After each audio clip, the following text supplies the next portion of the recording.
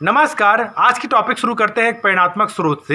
एक बुजुर्ग व्यक्ति होता है जो जीवन के अंतिम पड़ाव में अपने पुत्र और बहू के पास जाना चाहता है।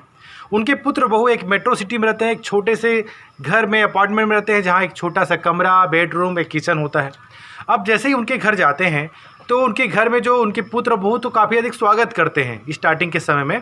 अब जैसे ही उनको भोजन का समय होता है, भोजन उनको टेबल में दिया जाता है जो महंगे थाली में। अब जो उनके जो पिता होते हैं, कभी टेबल में खाना खाने की उनकी आदत नहीं रहती, उनके द्वारा भोजन के अंश गिरा दिए जाते हैं आसपास में।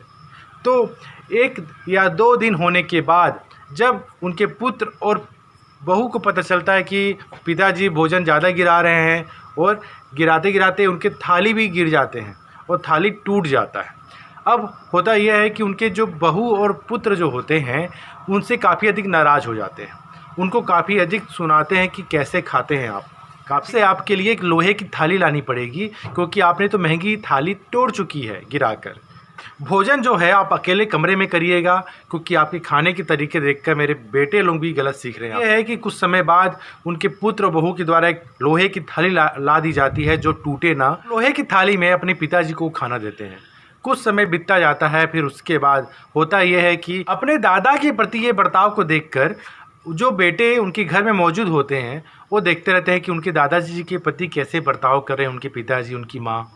अब होता यह है कि कुछ समय बीत जाते हैं, बेटा उनके पास आता है और बोलता है कि पापा आप दादाजी को काफ़ी सस्ता वाला लोहे की थाली दिए हैं और आपके लिए मैं जब आप बुज़ुर्ग हो जाओगे तो मैं आपको महंगी वाली लोहे की थाली दूंगा।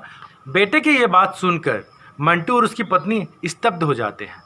अब उनको किए गए कार्य में पछतावा होना शुरू हो जाता है कि जैसे मैं बोऊंगा वैसे मैं पाऊंगा, ये उसको ध्यान आना शुरू हो जाता है। तो समझ में आना शुरू हो जाता है कि जो उनका पुत्र है जो ये बिल्कुल ऑब्जर्व कर रहा है कि कैसे वो बर्ताव कर रहे हैं अपने पिता के प्रति। अब मंटू यहाँ पर उनको समझ में आता है कि आने वाला समय में उनके प्रति भी निरादर होगा, क्योंकि बच्चे तो संस्कार अपने घर से ही सीखते हैं।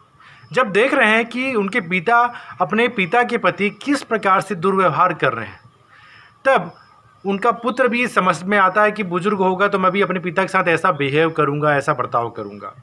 इस कारण इस कहानी से हमें यही सीख मिलती है कि हमें बड़ों बुजुर्गों का हमेशा सम्मान करना चाहिए। जी हाँ, जो बुजुर्ग हैं रियल में धरोहर हैं हमारी संस्कृति के, उनको हमेशा केयर करें, देखभाल करें और उनका ख्याल रखें।